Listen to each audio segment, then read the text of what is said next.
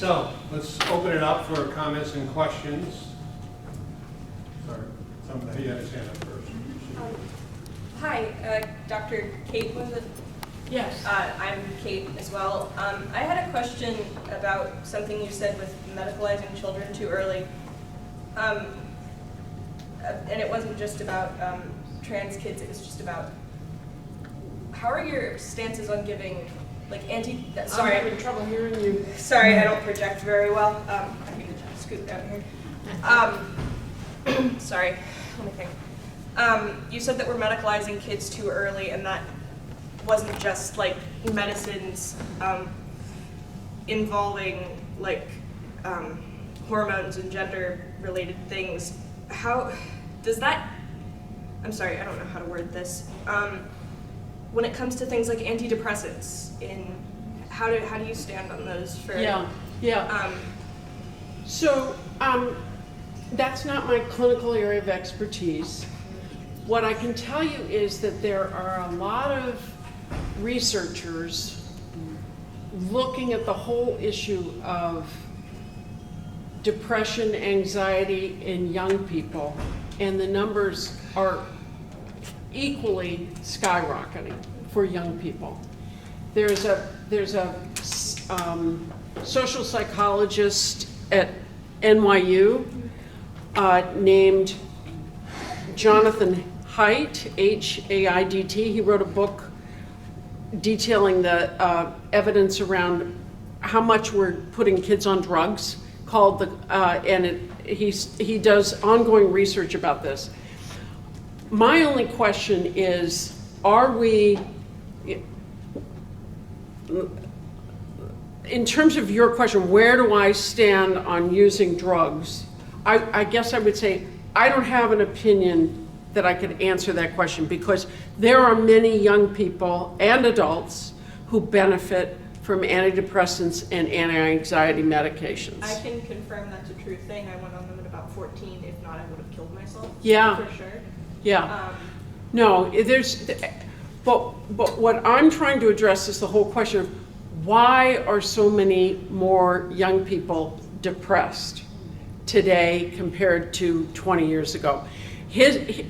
Jonathan Haidt's research is showing that the percentage of young people experiencing depression has gone up even more dramatically than gender dysphoria.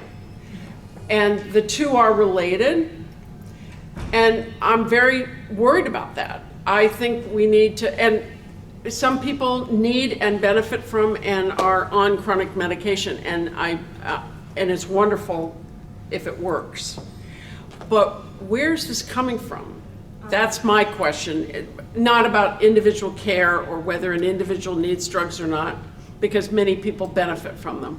Well, I mean, I know that it's not gender related. I mean, I don't really know where I fall, but with, distracting kids from things that bother them. I went to Catholic school for 9 years.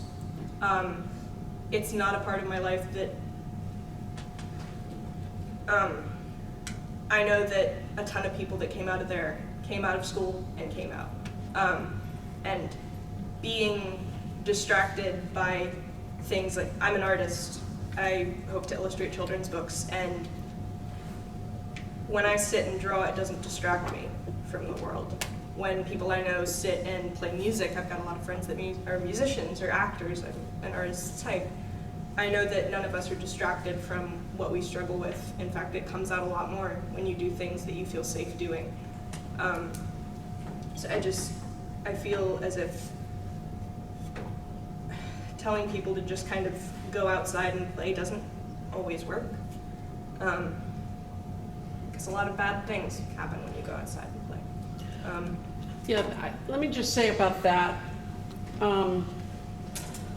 The point I'm trying to make is if the solution is art or drawing or activities or animals, whatever it is that we need to help kids get off devices, and if drugs can be avoided, or we can use them minimally or use them temporarily and move on to being healthy in heart, mind, and soul without them, that's the goal for me as a primary care doctor, is for people to be self-sufficient.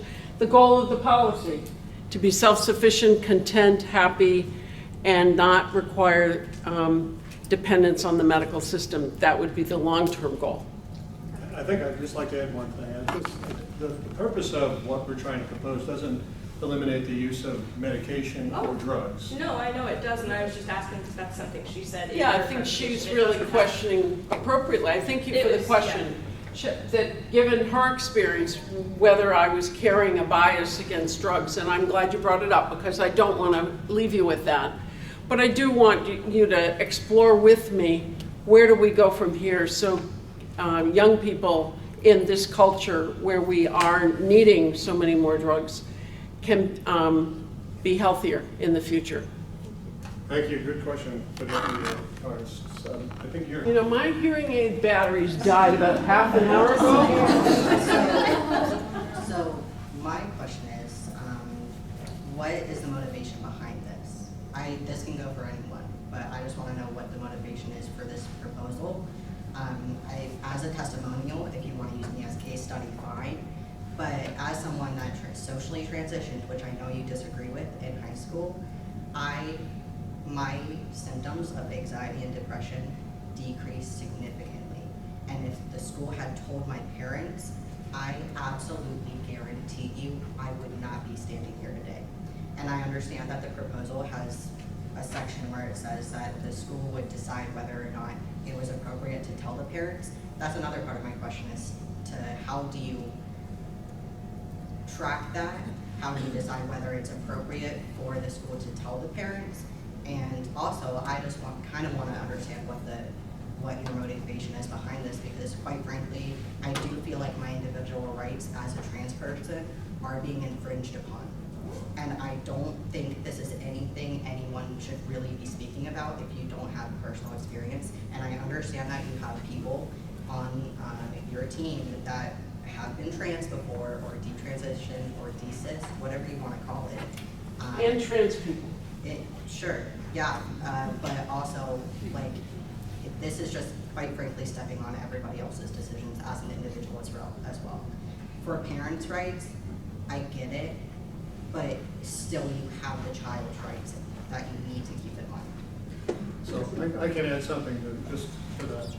And you can jump in. I've had a lot of conversations with Frederick County Public School staff and the management of that school.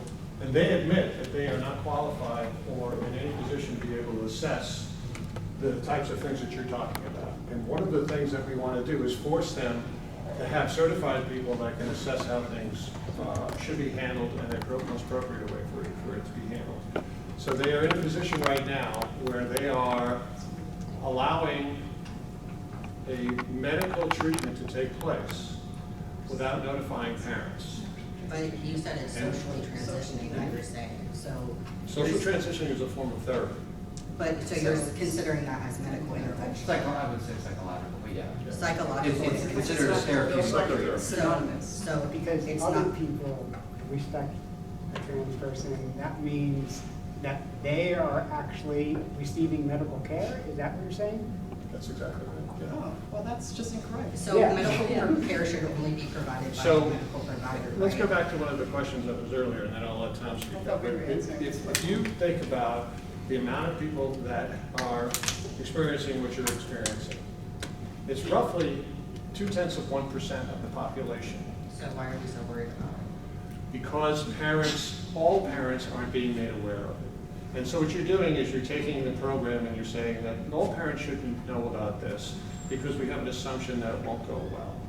That assumption for the 99.9% of parents is incorrect. But it's Parents not- should be involved in these, and I'll make one other comment. Tom, do you want to step in? No, I want to address the motivation question when you're done. So yes, it really was to update the science to be accurate and to recognize that parents have the primary right and responsibility of raising their kids. But Those what are about the really the kids' two rights? things. What about the child's rights? That's what I'm also asking too, Sure. because, so I understand your point about the motivation, but what Yeah. about the kids' rights? Yeah, so again, as a minor, there are limited rights for minors. The whole idea of parents having the rights to raise their kids is they're older, they've experienced life, it's their responsibility to raise the kids. Children have limited rights, even in Maryland, for a name change. So for instance, if you wanted to formally change your name as a minor, you cannot do it against your parents' objection before the age of 10 in the state of Maryland now. That's correct, but this Right? is not a formal name change, so I don't understand why it should have so many Sure. policies set in place. So you're saying that so what happens when the schools are recognizing every adult and every other child, every person in that school now will be calling the person by a name that indicates a different gender usually, and certainly the pronouns would indicate the gender, right? And so doing that is considered a psychosocial treatment, is a therapeutic intervention, and it is not neutral. It steers children towards having a transgender identity.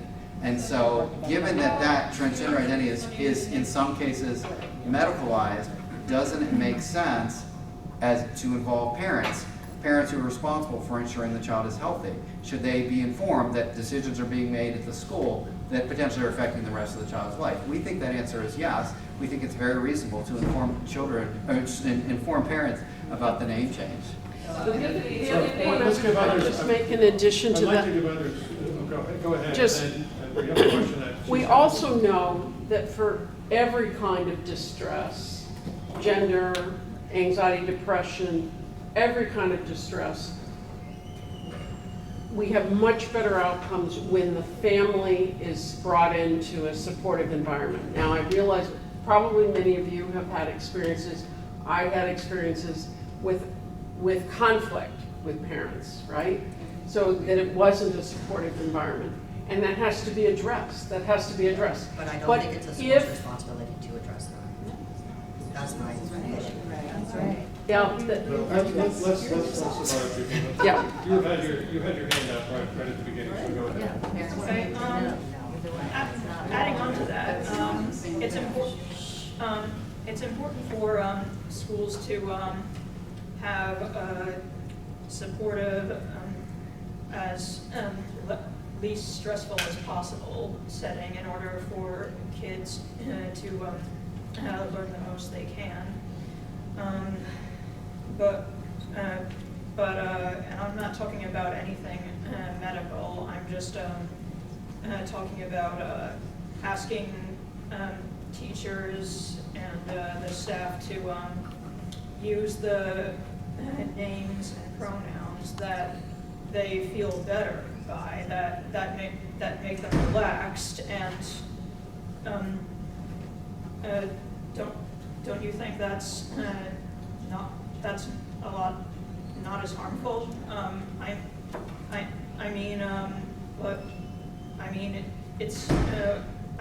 These kids, they get stressed out when they want to be called something, but they're not getting that. And when parents are informed, the kids are usually punished for that. I'm just saying, in order to give kids the best possible learning experience, I think they should have that opportunity to express themselves in that way, and they should be able to play around with it while they can. So there's the ideal, and then there's all the challenges getting to the ideal. The ideal is when the school, the parents, and the child work out a plan that they're all comfortable with. And that requires communication between the school, the parents, and the child. If the school does not include the parents, or the child asks the school not to include the parents, you get a situation which we call in therapy triangulation, where there are three different things going on. There's conflict between the adult authority figures in a child's life, and it adds stress. It creates stress. It might feel good for the moment,